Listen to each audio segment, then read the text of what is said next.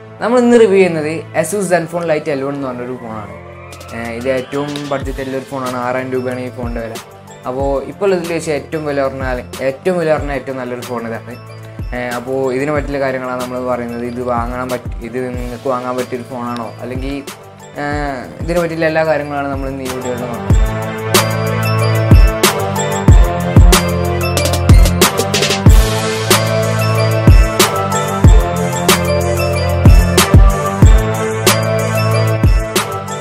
ആദ്യമായിട്ട് നമുക്കിതിൻ്റെ ഡിസൈനും ബിൽഡ് ക്വാളിറ്റിയൊക്കെ പറയാം. ഇത് ഒരു പ്ലാസ്റ്റിക് ബോഡിയാണ് ഇതിൽ വരുന്നത്. അതായത് ഒരു സ്ലിം ആയിട്ടുള്ളൊരു ഫോണാണ്. നമുക്ക് ബോഡി നല്ല സ്ലിം ആയതുകൊണ്ട് തന്നെ കൊണ്ട് നടക്കാനൊക്കെ ഭയങ്കര സുഖമാണ്. ഫോണിൽ ഫിംഗർ പ്രിൻറ്റ് സ്കാനർ അങ്ങനത്തെ കാര്യങ്ങളൊന്നും നമുക്ക് കാണാൻ കഴിയില്ല.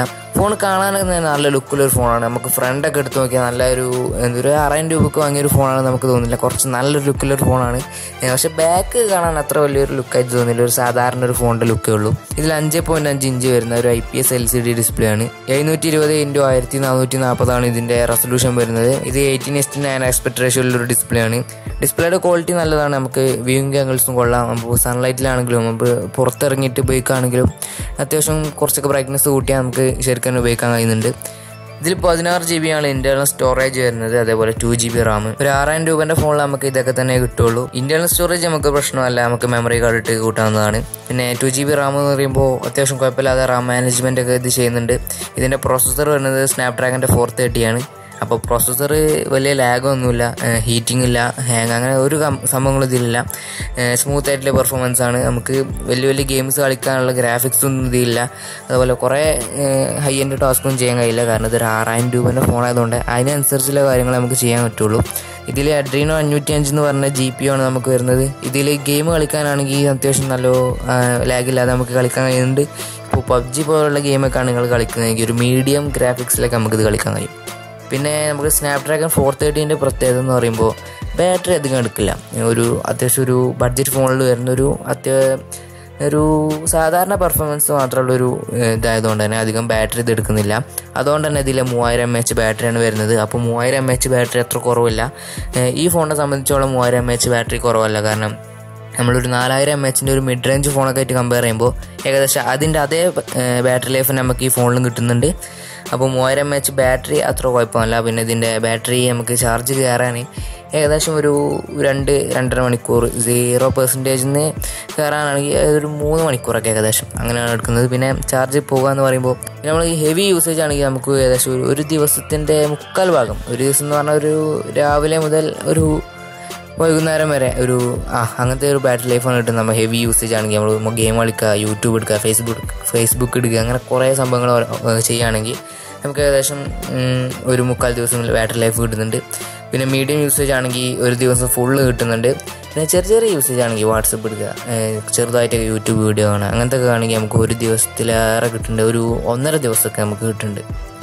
ആൻഡ്രോയിഡ് 8.0 ആണ് ഇതിൽ വരുന്നത് OS. ഇത് Zen UI എന്ന് പറഞ്ഞ UI ആണ്, ASUSൻ്റെ UI ആണ് വരുന്നത്. ഈ UI കാണാൻ നല്ല ലുക്ക് ഉണ്ട്. അതേപോലെ ബാറ്ററി ഡ്രെയിനിങ് ഇഷ്യൂ ഒന്നുമില്ല. അത്യാവശ്യം ഒപ്റ്റിമൈസ് ആയിട്ടുള്ളൊരു UI ആണ്. പിന്നെ ഇതിൻ്റെ സൗണ്ട് ക്വാളിറ്റി എന്ന് പറയുമ്പോൾ അത്യാവശ്യം ലൗഡായി തന്നെ നമുക്ക് കേൾക്കാൻ കഴിയും. നമുക്ക് നല്ല ക്ലിയർ ആയിട്ടുള്ള സൗണ്ടാണ്. പിന്നെ ഇത് ആദ്യം യൂസ് ചെയ്യുന്ന സമയത്ത് സൗണ്ട് കുറവായിരിക്കും. അതിൽ ഔട്ട്ഡോർ മോഡ് എന്ന് പറഞ്ഞൊരു ഓപ്ഷൻ ഉണ്ട്. അത് എനേബിൾ ആക്കിയാൽ മാത്രമേ ഞാൻ പറഞ്ഞ ഈ നല്ലൊരു ഓഡിയോ കിട്ടുകയുള്ളൂ. അല്ലെങ്കിൽ ചെറിയൊരു ഓഡിയോ ആയിരിക്കും. ഞാൻ ആദ്യം ഇത് കണ്ടപ്പോൾ വിചാരിച്ച് ഈ ഫോണിൻ്റെ ഓഡിയോ പ്രശ്നമാണെന്ന്. പിന്നെ ഔട്ട്ഡോർ മോഡിലിട്ടപ്പോൾ അത് ശരിയായി. പിന്നെ ഇതിൻ്റെ ഫേസ് അൺലോക്ക് വളരെ ഫാസ്റ്റായിട്ട് വർക്ക് ചെയ്യുന്നത്. നമുക്കൊരു ഇത്രയും ഒരു ബഡ്ജറ്റ് ഫോണിൽ ഇത്ര ഫാസ്റ്റായിട്ട് ഫേസ് അൺലോക്കിംഗ് ഒക്കെ ചെയ്യാന്ന് പറഞ്ഞാൽ നല്ല കാര്യമാണ്.